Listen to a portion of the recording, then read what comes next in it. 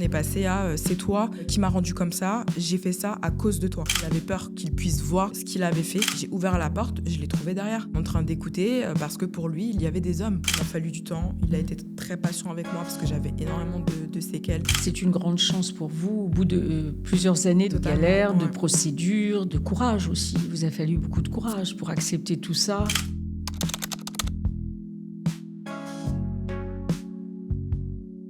Aujourd'hui, dans ce nouvel épisode de Survivante, j'ai la chance d'avoir avec moi une invitée qui est aussi ma cliente, qui s'appelle Hélène et qui voudrait vous parler un petit peu de son histoire, la manière dont elle a subi des violences, dans la manière dont elle a rencontré l'homme qui lui a fait subir ces violences, et aussi la manière dont elle se bat encore aujourd'hui, depuis 2021, dans les procédures judiciaires, pour qu'on entende sa voix. Bonjour Hélène. Bonjour maître.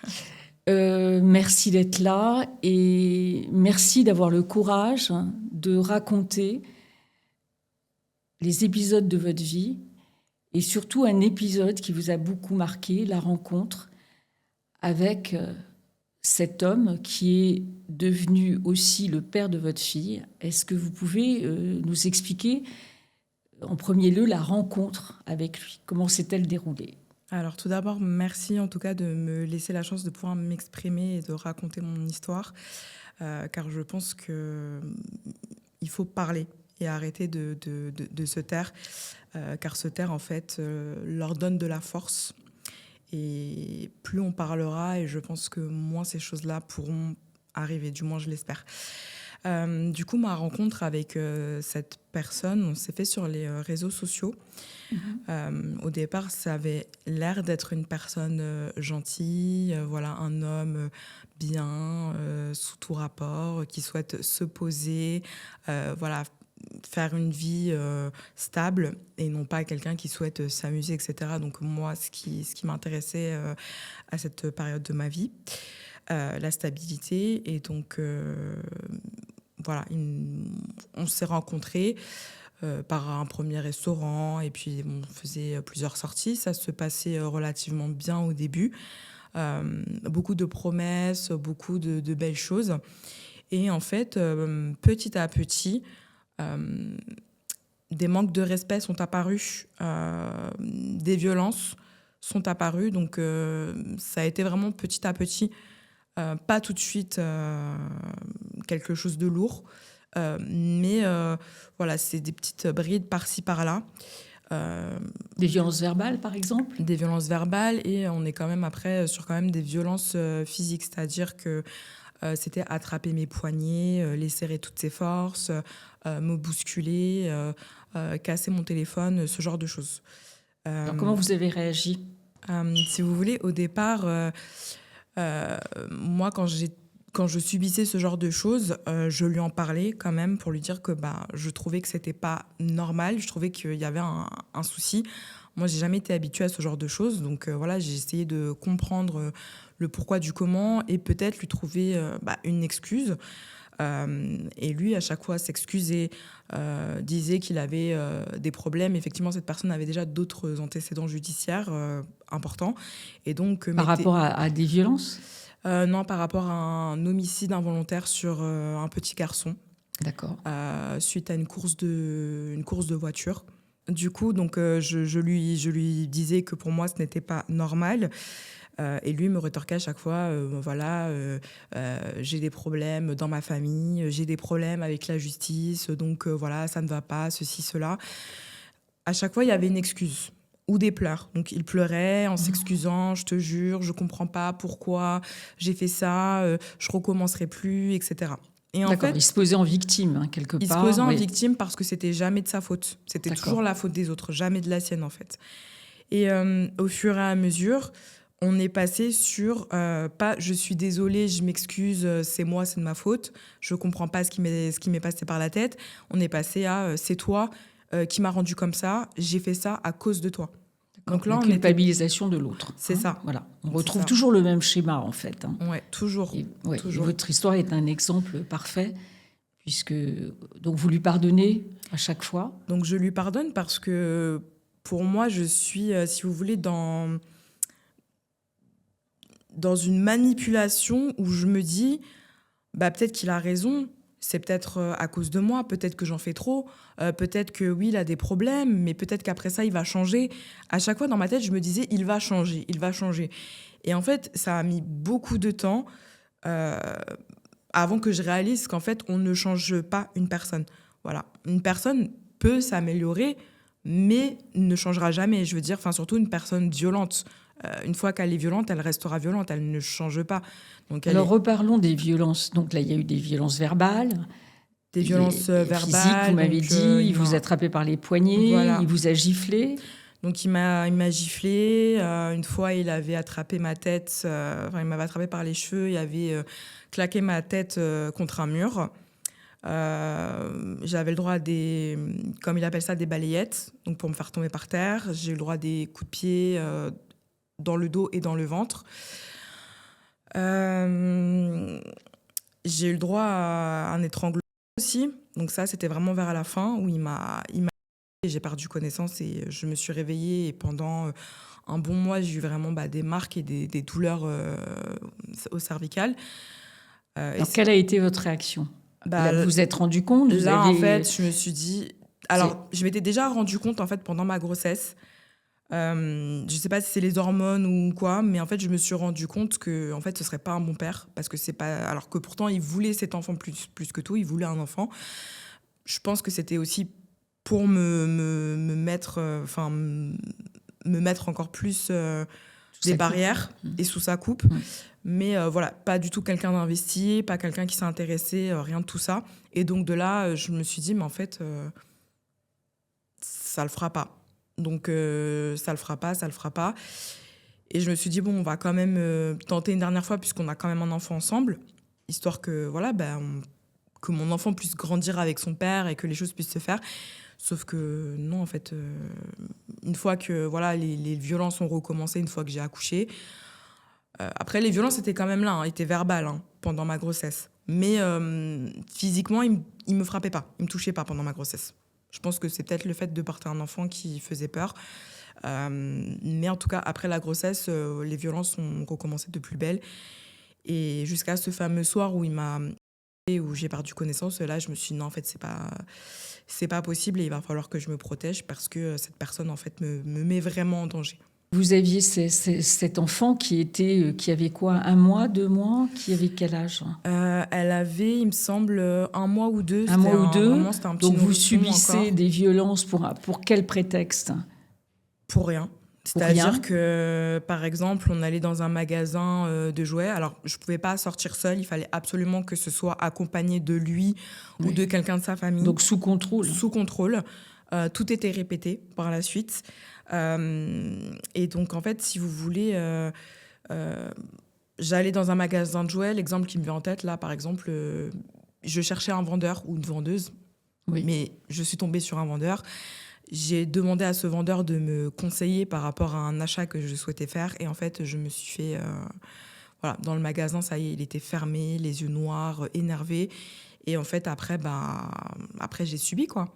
D'accord, jalousie excessive. Jalousie excessive. Et vous arrivez à la maison et là, il vous dans la voiture, dans la maison. C'est déjà arrivé sur mon parking, devant sa mère et sa sœur comme témoins, et personne n'a rien fait. Vous n'aviez pas de soutien de sa famille? Aucun. Et est-ce que vous avez osé appeler des connaissances, des amis, votre famille de votre côté ou pas? De ce qui se passait. Est-ce que vous les avez alertés? J'en parlais à mon ancienne meilleure amie en lui disant, voilà, sur les réseaux sociaux, on parlait tous les jours, elle et moi. Et en fait, elle savait exactement, minute ou heure, ce que je subissais. Donc, elle avait quand même peur pour moi.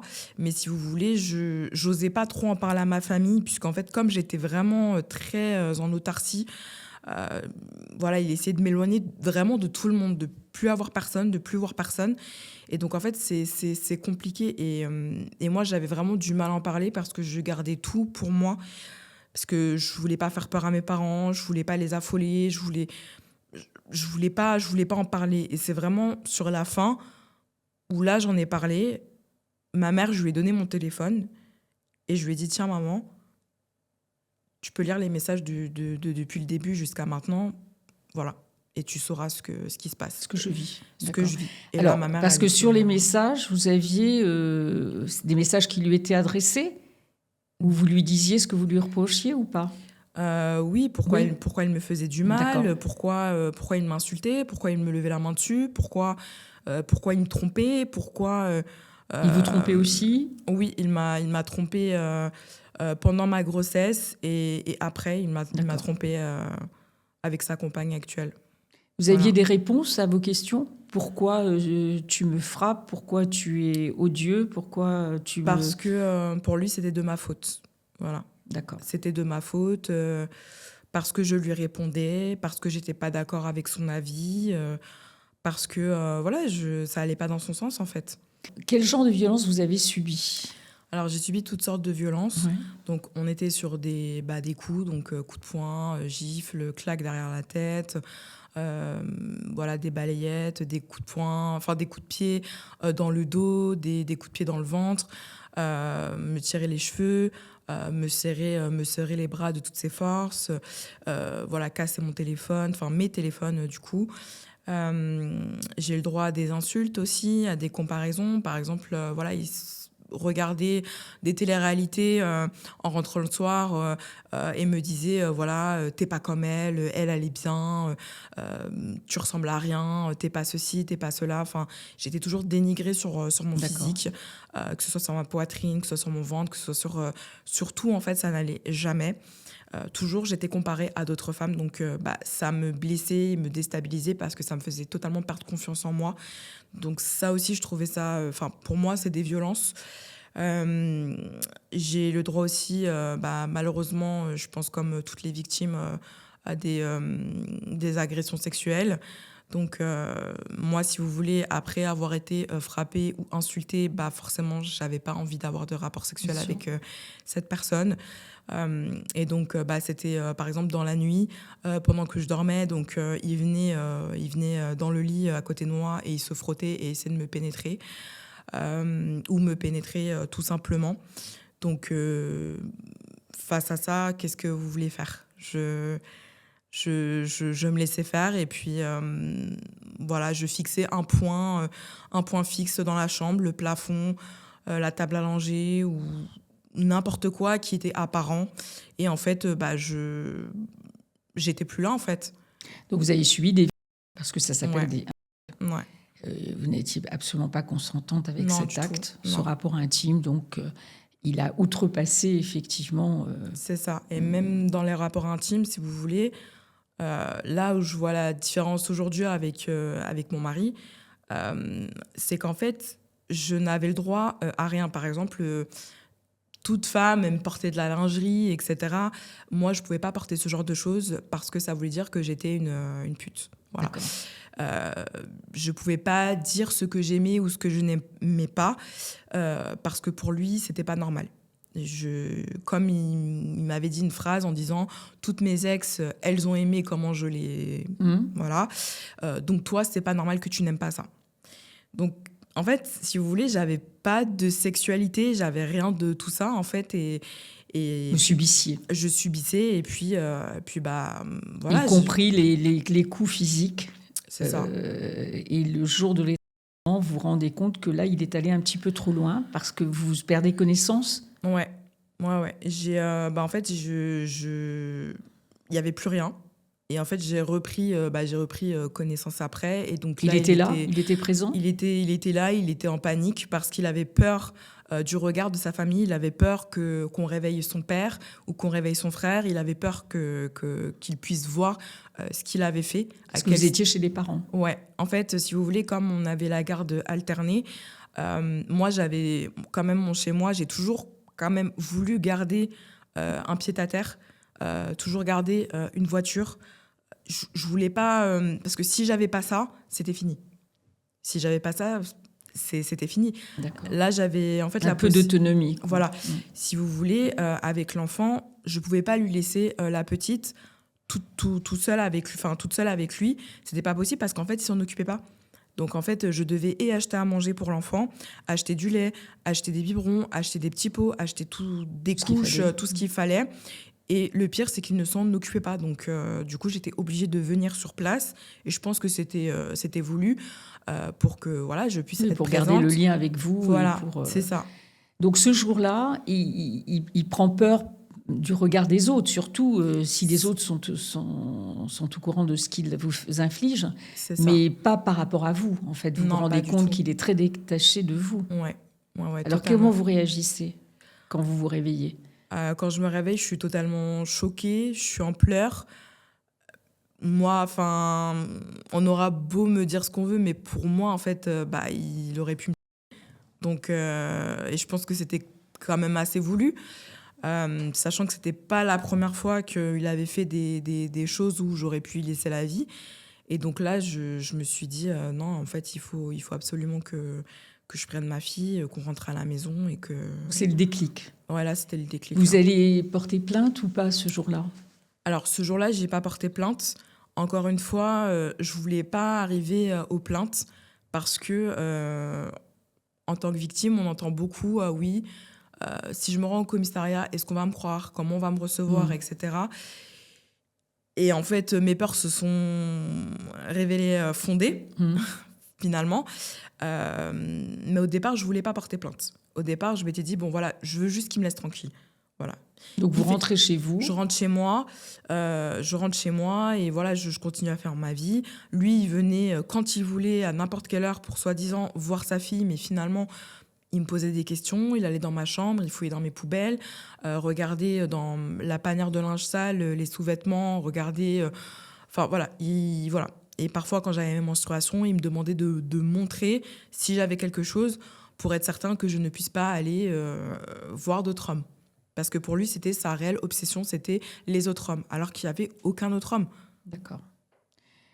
Donc, vous continuez comme ça jusqu'au jour où il vous fait encore des promesses. Comment ça se passe? Il vous dit encore, est-ce qu'on peut revenir ensemble? Non, là, j'étais... là, vous vouliez plus? Non, c'était D'accord. Fini. Non, c'était Et la fini. procédure, elle s'engage de quelle manière?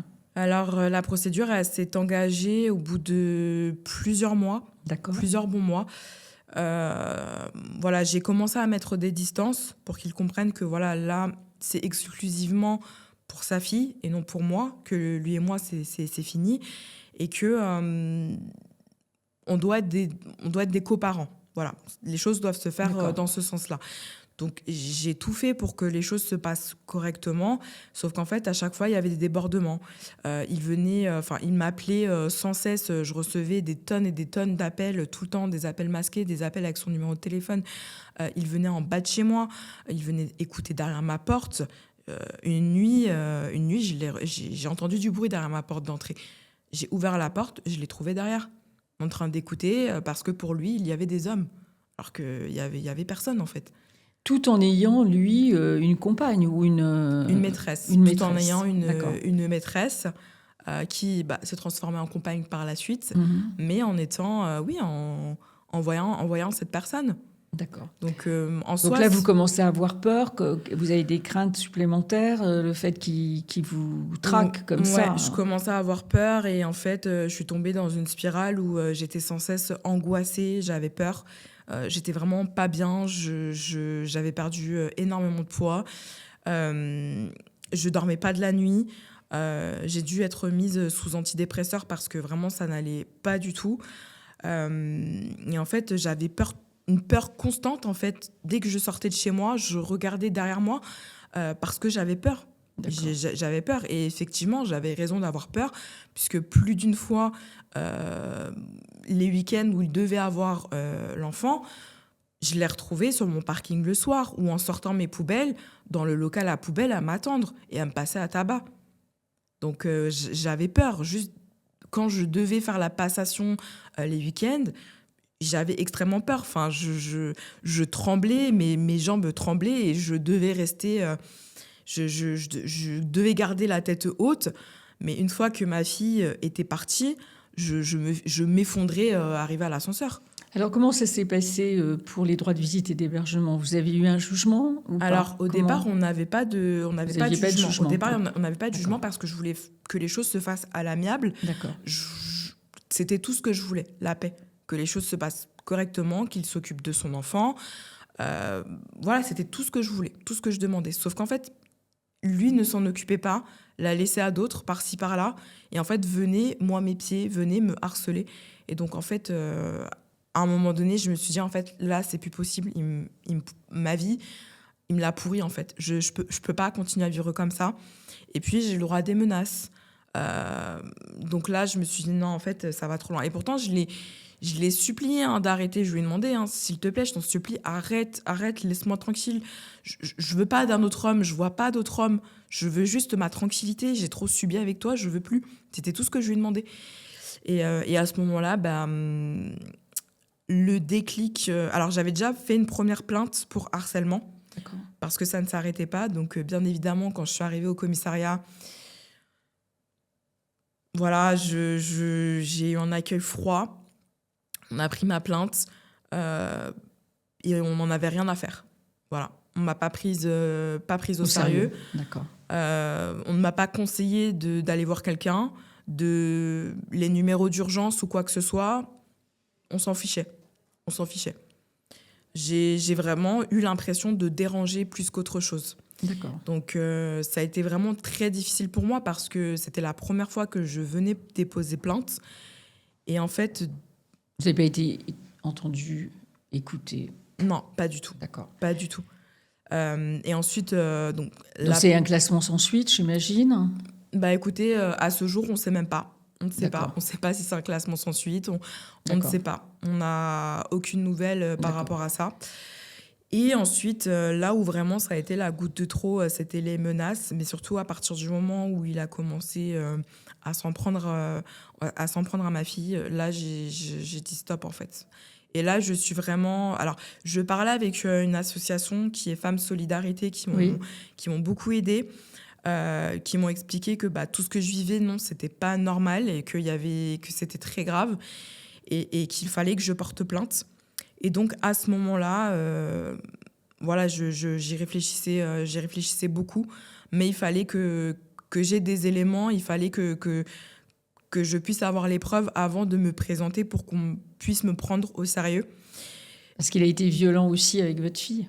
Alors, il a été violent. Au départ, j'avais pas de preuves. Et bien évidemment, la parole d'un enfant, qui va la croire? Imaginez un adulte, alors un enfant, encore pire. Mais je suis allée porter plainte tout simplement parce qu'en fait, il est parti avec ma fille pendant plusieurs semaines, je crois un bon 3 semaines, où je n'ai pas eu de nouvelles. Pas eu de nouvelles du tout. Donc, c'est-à-dire que j'appelais tous les jours pour avoir des nouvelles. Pas. Alors, il répondait pas, ou alors le peu de fois où il a répondu, c'était pour me dire que je ne reverrais plus jamais ma fille, que de toute façon, elle ne m'aimait pas, qu'elle avait une nouvelle mère, et que dans tous les cas, je l'avais abandonnée. Donc, si vous voulez, quand vous entendez des choses comme ça, que vous entendez votre enfant parler derrière, et que lui dit au téléphone « Maman, c'est plus ta mère, elle t'a abandonnée, elle veut plus de toi, elle est partie avec un autre homme refaire sa vie », mais enfin... Oui, vous avez vécu des périodes extrêmement douloureuses. C'était vraiment très inquiétantes. Très inquiétante. Très peur, je me suis dit, surtout mais de la perte. Comment je vais la retrouver? Est-ce que je la retrouverai un jour? Et là, vous décidez, en fait, c'est le déclic. Et là, en fait, c'est tout. Là, je me dis, là, c'est bon. Là, il n'y a plus de pardon, il n'y a plus de retour en arrière, il n'y a plus d'essayer de comprendre, il n'y a plus... En fait, là, non. Ça allait trop loin. Et vous portez plainte? Et là, je porte plainte. Donc là, j'arrive à la gendarmerie. Pour enlèvement d'enfants, en fait. Alors, il y a eu enlèvement d'enfants, mais surtout pour les violences. En fait, quand je suis arrivée à la gendarmerie, donc je suis tombée sur une gendarme qui était vraiment très gentille, à l'écoute. Et elle m'a vraiment écoutée. Et donc, je lui ai tout raconté. Et là, elle m'a dit, en fait, il faut qu'on fasse une plainte en détaillant tout ce qui s'est passé. Et de là, ça a été fait. Et les choses se sont accélérées puisqu'ils l'ont convoqué, ils l'ont appelé, ils l'ont semé de rentrée. Donc, il est rentré. Du jour au lendemain, il m'a déposé ma fille comme un paquet de linge sale pour que je vienne la récupérer. Un enfant totalement changé, amaigri. je la reconnaissais même pas, quoi. Enfin, franchement, j'avais mal au cœur. Enfin, elle mangeait pas. Enfin, en fait, elle avait perdu au moins 4 kilos sur un petit enfant. 4 kilos, c'est énorme. Non. C'est énorme. Enfin, Donc sa violence, finalement, elle s'est portée aussi sur votre fille. alors, comme le fait de m'insulter, de me frapper, de dire toutes sortes de choses sur moi, d'essayer de me couper de tout le monde, de ma famille, en appelant mes parents, en disant oui, attention, elle va vous raconter des choses, elle ment, elle est folle, etc. D'essayer de vraiment de me couper de tout le monde, de moi, de me dire à moi, par derrière, tes parents, de toute façon, ils t'aiment pas, ils seront jamais là pour toi, faut les oublier, ils t'aiment pas. Il y a que moi qui est là, il y a que moi qui serai toujours là pour toi. De toute façon, tu retrouveras jamais quelqu'un de mieux que moi. C'est toujours le même discours. Hein. Je suis le seul qui voudra jamais de toi parce que tu n'es rien. Donc j'ai eu le droit à des insultes de tous les noms. Tu n'es rien. Tu n'es rien et je suis tout. Voilà. Donc votre petite fille, vous la récupérez et là, vous décidez d'aller voir un juge. En fait, là, j'ai pas eu le choix. C'est que... Alors, il y a eu ma plainte. Je suis partie voir un premier avocat pour raconter du coup ce qui s'était passé. Et un deuxième avocat qui était elle, dans les affaires familiales. Et en fait, tout s'est fait très rapidement. Donc alors, la première convocation, il ne s'est pas présenté parce que je pense qu'il n'était pas préparé. Il ne s'attendait pas à ça. Il ne s'est pas présenté, il n'a pas daigné se présenter. C'était pas, voilà, c'était pas intéressant pour lui. Et du coup, le JAF, donc la juge aux affaires familiales, pardon, quand elle a vu tout ça et surtout dans l'état où j'étais, en fait, elle a demandé une ordonnance de protection, enfin, elle a mis une ordonnance de protection directement en place. Et vous avez eu l'autorité parentale exclusive. L'autorité parentale exclusive. Et pas de droit de visite pour monsieur. Pas de droit de visite et d'hébergement. Sauf dans plusieurs mois après, quand lui a ressaisi, pour le coup, pour avoir des visites dans un lieu médiatisé. D'accord. Voilà. Alors, aujourd'hui, il ne vous recherche pas, il ne vous appelle pas, il ne vous harcèle pas ou il continue encore ? Ça continue. Ça continue sous certaines formes déguisées. D'accord. En fait, j'ai eu le droit à quoi ? J'ai eu le droit à des menaces auprès de mes parents, des lettres envoyées en recommandé chez ma mère pour la menacer de mort. J'ai eu le droit à ce que mon père soit menacé, c'est-à-dire venir à plusieurs en bas du domicile de mon père pour le menacer. J'ai eu le droit à toutes sortes de fakes sur les réseaux sociaux pour venir m'insulter, me menacer. J'ai eu le droit à des appels masqués. Alors au début, il masquait pas. Et après, comme il a vu qu'on était vraiment dans des procédures, il a masqué. Donc, il a vu dans un premier temps votre petite fille dans le centre médiatisé. C'est ça, tout à fait. Et il continue. Comment ça se passe aujourd'hui ? Alors, dans le centre médiatisé, donc, il l'a vu. Après, bien évidemment, ce genre de personnage ne va pas montrer son vrai visage face aux psychologues qui ne sont pas là pour l'analyser lui directement, mais voir comment ça se passe avec l'enfant pour être sûr et certain que l'enfant puisse retourner à son domicile un week-end sur 2. Donc, il est venu avec des cadeaux, ce qu'il n'a jamais fait avant. Il offrait des choses alors que jamais il ne payait une pension alimentaire, jamais il n'offrait de quoi que ce soit pour un anniversaire, un jouet, un vêtement, une boîte de lait. Enfin, oui, c'est très manipulateur. Il n'y avait rien, jamais rien en fait. C'est, pour lui, en fait, l'enfant n'existait pas. Et donc là, c'était la manière de pouvoir montrer que comme quoi il était parfait, qu'il était bien, etc. Pour encore manipuler son monde. Donc, suite à ça, on est repassé devant le tribunal. Et donc, il a eu un droit de visite et d'hébergement. Mais à ce jour, il n'a jamais eu... Exercé, en tout cas, l'autorité parentale. Pourquoi ? Parce que je pense que les juges ne sont pas dupes de son comportement. Donc, bien évidemment qu'un juge pour lui, il estime que un enfant ne doit pas être privé de père.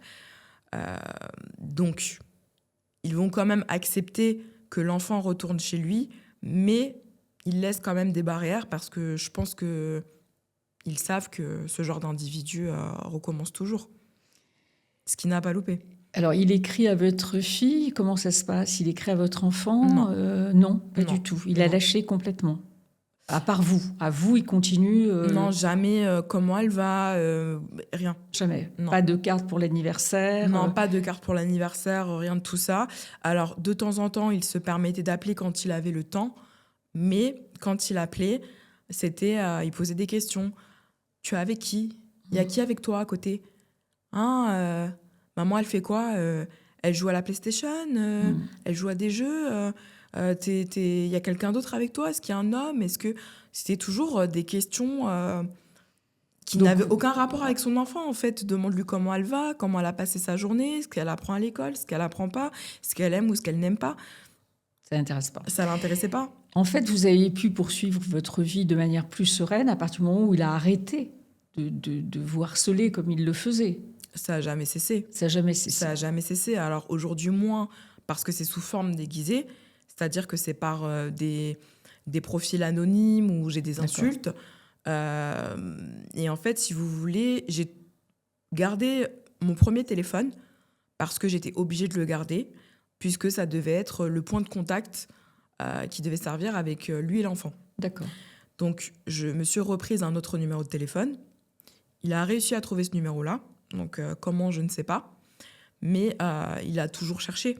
Donc, lors de ma première ordonnance de protection, j'ai déménagé en urgence parce que c'était plus vivable, parce que malgré l'ordonnance de protection, ils continuent à venir. Ils se sont permis de venir à l'école pour enlever ma fille. Donc, ils m'ont menacée en disant « Tu vas nous donner l'enfant, sinon tu vas voir ce qu'on va te faire ». Et ils m'ont encerclé à plusieurs. Donc, heureusement, des parents étaient là. Et heureusement, les enseignants étaient quand même à la porte. Donc, ce qui m'a permis de pouvoir me réfugier à l'intérieur et qu'on puisse venir m'aider et porter secours. La police, après, municipale, je tiens à le préciser, parce que la police tout court n'a pas daigné se déplacer. Or que l'école les avait appelés pour leur expliquer ce qui se passait. Et donc, c'est la police municipale qui m'a raccompagnée chez moi. Donc, imaginez tous les jours devoir emmener mon enfant à l'école, c'est pas vivable. de me faire suivre en voiture, d'avoir des gens qui m'attendent en bas de chez moi, d'avoir des gens qui viennent le soir derrière ma porte, c'était pas possible. Donc, me menacer, etc., c'était pas possible. Donc, j'en ai profité pour déménager en urgence. Donc, pendant, pas 1 an, mais presque 6 mois, j'ai été tranquille. Par rapport à l'adresse, je tiens à préciser, parce que les appels téléphoniques n'ont pas cessé. D'accord. Les appels Donc vous avez pu recontinuer un peu votre vie, votre travail en étant ailleurs. Alors, vous ne connaissez pas votre adresse. Et j'ai pu avoir un moment de répit dans le sens où je pouvais sortir dans la rue sans me dire là, il va être derrière moi. D'accord. Voilà, là, il va être là. Est-ce que je risque quelque chose ou pas? Voilà, j'avais cette tranquillité de me dire voilà, on souffle.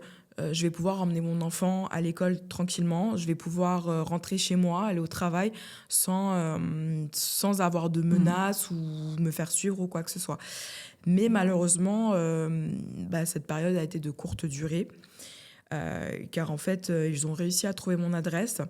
Donc, ça a été d'aller menacer mon employeur directement sur place, mon ancien employeur, d'aller la menacer, d'envoyer des hommes masqués, des hommes par exemple qui rentraient dans l'agence avec des casques de moto pour ne pas montrer leur visage, pour ne pas être reconnaissable, demander où était mon adresse, où on pouvait me trouver, soit disant qu'on avait un papier urgent à me remettre, alors que demain, un huissier de justice, il sait où me trouver, je paye mes impôts, j'ai des déclarations, donc on sait où me trouver.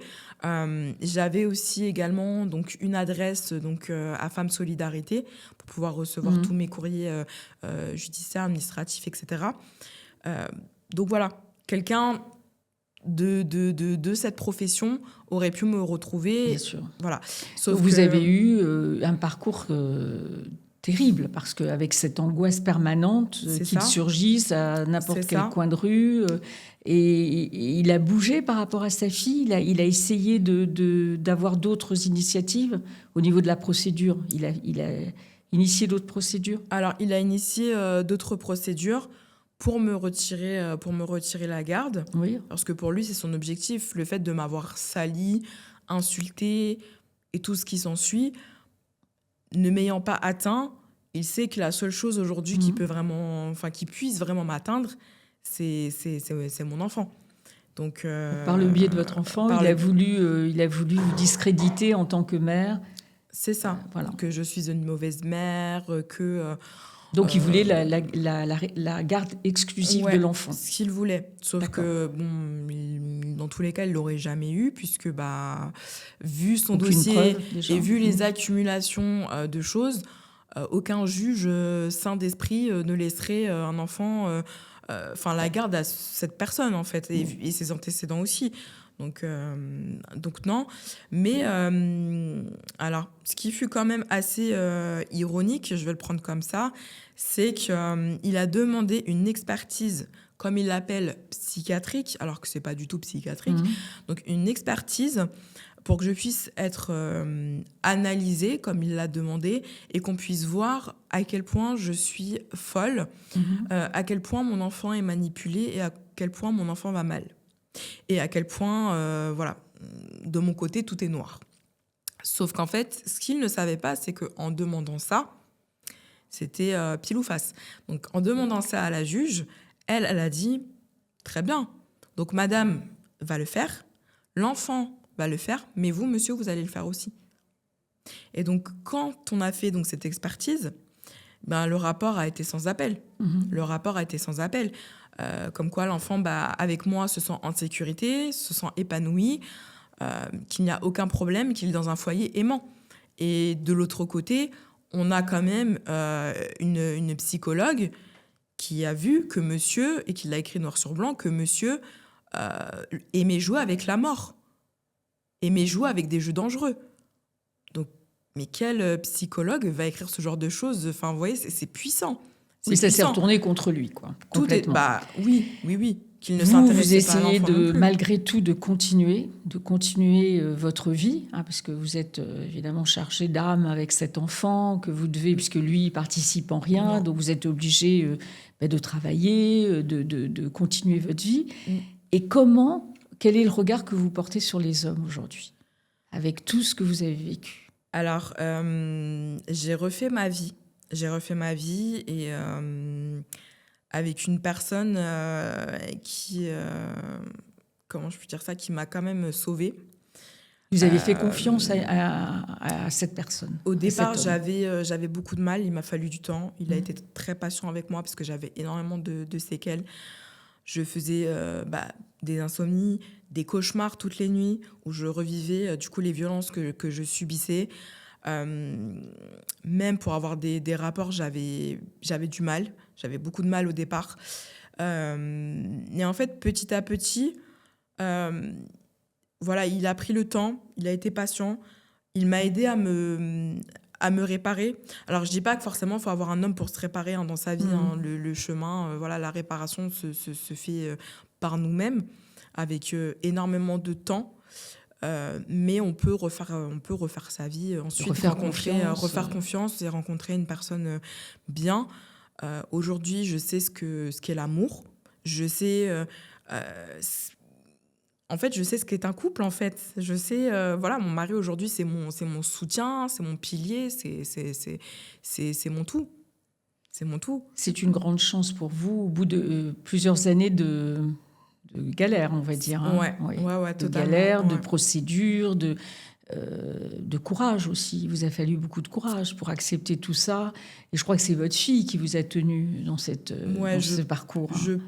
Alors, j'ai réfléchi à beaucoup de choses.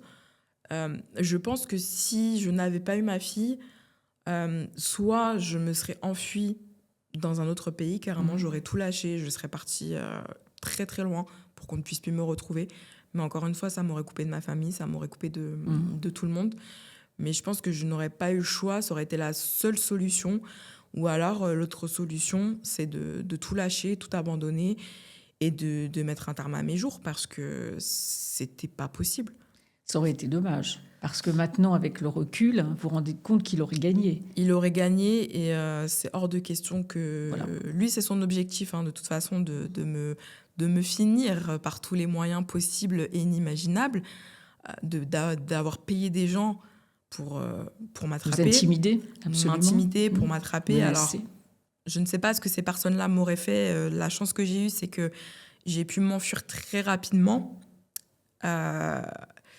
Sinon, autrement, je ne sais pas ce qu'on m'aurait fait. Je ne sais pas. Et vous êtes obligé de vous battre encore, parce qu'il y a encore des procédures, parce que à chaque jugement où vous avez gain de cause, il interjette appel.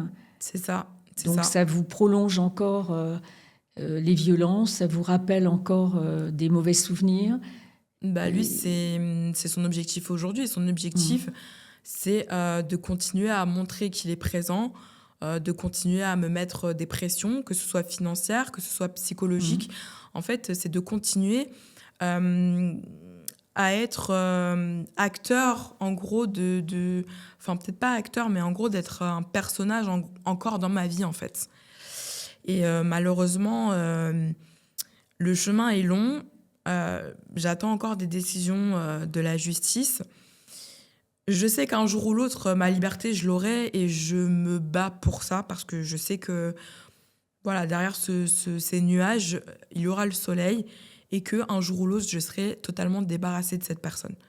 Dans tous les cas, elle peut encore m'attaquer, me faire ce qu'elle veut, mais à un moment donné, la justice, elle tranchera et il ne pourra rien effectivement, faire face à ça. Il ne comprend pas. Donc un jour, ça va cesser. Un jour, ça cessera et je pense que tant qu'un juge ne lui donnera pas une vraie peine, je pense que ça continuera. Aujourd'hui, vous êtes suivi. Comment vous gérez toutes ces émotions, toutes ces errances que vous avez eues, ne pas savoir exactement où vous en étiez. Vous avez suivi avec un thérapeute. Vous avez avancé comment ? Alors, dans un premier temps, quand j'ai été vraiment dans le début de mes procédures, j'ai été suivie par une psychologue. D'accord. Qui était vraiment géniale et qui m'a écoutée, qui m'a beaucoup aidée, qui m'a aidée à libérer ma parole, puisqu'en fait, je parlais en rien de tout ce que j'avais subi. Et en fait, ça m'a permis de ne plus avoir cette honte, de ne plus me dire oh là là, non, je dois pas en parler, je dois garder ça pour moi, que vont penser les gens. En fait, de ne plus avoir peur du regard de l'autre. Et donc, ça m'a beaucoup aidée. Ça m'a beaucoup aidée aussi par rapport à après au tribunal, quand il y a eu le pénal, parce que c'est pas facile quand vous avez un avocat en face qui croit les dires de son client qui est totalement dérangé, de vous faire insulter au tribunal. C'est très compliqué qu'on remette votre statut de victime et qu'on vous insulte de tous les noms et que vous devez encore vous justifier sur ce que vous avez subi alors que vous avez les photos, vous avez les audios, vous avez les écrits, vous avez les manuscrits, vous avez tout. C'est un long parcours. C'est long et c'est dur. Et je peux aujourd'hui vous dire que vous pouvez être fiers de vous. Merci. Et qu'il faut avoir cette idée en tête que toutes les femmes à qui vous vous confiez aujourd'hui vont peut-être aussi avoir un déclic. Savoir que c'est long, mais qu'on y arrive. La preuve en est, c'est qu'aujourd'hui, vous avez une vie plus épanouie, plus normale, plus stable, avec un homme. Et un homme qui n'a pas les mêmes comportements, qui n'a pas les mêmes attitudes, et qui vous fait croire à la vie avec tout ce qu'elle apporte de lumière aujourd'hui. Tout à fait. Voilà, qui accepte votre fille comme s'il était le père. Et donc les choses s'éclaircissent de jour en jour. Et le message, en tout cas, que j'aimerais faire passer donc, à toutes ces personnes qui nous écoutent, si vous vivez ce genre de situation, sachez que ce n'est en rien normal. Vous n'avez pas à subir de violence, vous n'avez pas à subir d'insultes, ni de moqueries, ni de racisme, vous n'avez pas à subir tout ça. Une personne qui vous aime ne vous fera jamais pleurer, ne vous fera jamais subir ce genre de choses. Voilà, Et que ce n'est pas de votre faute. Et que surtout, c'est pas de votre faute. Non. Ces personnes-là sont... Je sais même pas si on peut mettre ça sur une maladie, mais ces personnes-là ne sont pas normales dans leur tête. Elles ne vont pas réfléchir comme nous qui allons avoir de l'empathie. Ces personnes-là n'ont pas d'empathie. Elles n'en ont aucune. Elles n'ont pas de sentiment. Elles vont imiter le sentiment de l'amour. Elles vont vouloir imiter ce genre de choses, mais elles n'ont pas ça. Elles ne savent pas ce que c'est que d'aimer, en fait. Donc vraiment, battez-vous pour celles qui sont dans des situations où elles sont actuellement dans des conflits juridiques. Battez-vous. Pour celles qui prochainement vont y être, c'est important aussi de garder tous les éléments, toutes les preuves, puisque malheureusement aujourd'hui, tant qu'on n'a pas de preuves, c'est sa parole contre la nôtre. Et face à une personne qui est manipulateur et qui arrive à jouer de son image, c'est très difficile d'être entendu. Donc vraiment, le peu de preuves que vous pouvez avoir, gardez-les précieusement. Gardez-les, n'hésitez pas à n'hésitez pas à en parler, de c'est ce qui important. se passe dans votre foyer. Ouais. Dès que vous sentez que quelque chose vous paraît difficile à vivre parlez-en, et pas normal. Parlez-en voilà. Et surtout, gardez de la force. Un beau jour, ça va se terminer. Ces personnes-là lâchent toujours l'affaire ou seront punies. Mais voilà, battez-vous, le chemin est long. Je sais que c'est dur, c'est difficile, on passe vraiment par toutes sortes d'étapes, mais vraiment, il faut continuer, il faut se relever et il ne faut pas laisser gagner. Faut pas les laisser gagner, en fait. Parce que eux, c'est ce qu'ils aussi, veulent. Ce que j'ai remarqué, c'est que dans ce parcours, finalement, on se croit seul, mais on a quand même des aides, on a des petits guides dans ce parcours. Il n'y a pas que du négatif. Il y a des mains qui se tendent. On s'aperçoit que vous avez retrouvé votre famille, vous avez retrouvé ce mari, enfin, vous avez retrouvé des jolies choses aussi, malgré toute la tristesse de ce parcours. Tout n'est pas noir. Et c'est vrai qu'en fait, quand vous êtes sous emprise et dans cette bulle, vous imaginez qu'en fait, il n'y a rien, en fait, qu'il n'y a pas de bonheur après, que vous êtes bloqué dans la tristesse, dans le malheur, que vous êtes bloqué dans cette violence psychologique. En fait, non. Il y a d'autres personnes bien, il y a nos familles qui seront là pour nous soutenir et pour nous épauler. Il y a aussi des personnes qui sont à l'écoute, qu'on peut aussi contacter. Il y a des associations qui sont aussi présentes. Donc, vraiment, il faut pas avoir peur. Et je pense qu'aujourd'hui, la honte doit changer de camp. C'est pas à nous d'avoir honte. Tout à fait. Écoutez, je vais vous remercier pour ce témoignage qui est vraiment important, et pour vous et pour les autres aussi qui vous écoutent, et savoir qu'il y a quand même des juges qui ont compris votre situation, il y a quand même la brigadière dont vous parliez qui a compris, il y a les avocats qui ont compris, il y a tout quand même une chaîne de solidarité qui se construit petit à petit. Oui. Ce que je voulais dire aussi, c'était que pour les personnes qui recherchent après un avocat, qui recherchent une aide pour ensuite tout ce qui est partir sur du juridique, je pense que c'est très important de bien choisir son avocat, parce que vous pouvez avoir des bons avocats, mais certains ne sont pas confrontés à ce type d'individus, ils n'ont pas forcément l'habitude. Et du coup, c'est pour ça que moi, je suis passée par vous, parce que face à des individus comme ça, on a besoin de quelqu'un qui a un bouclier et une épée pour y aller, quoi. Donc c'est important, je trouve. Merci Hélène. Merci de votre confiance, puisqu'on est toujours ensemble dans certains dossiers. Il y a eu des multitudes de rebondissements, parce qu'il a beaucoup d'imagination, ce monsieur. C'est ça, malheureusement. Netflix, ça aide pas tout le monde. Merci beaucoup. Merci à vous.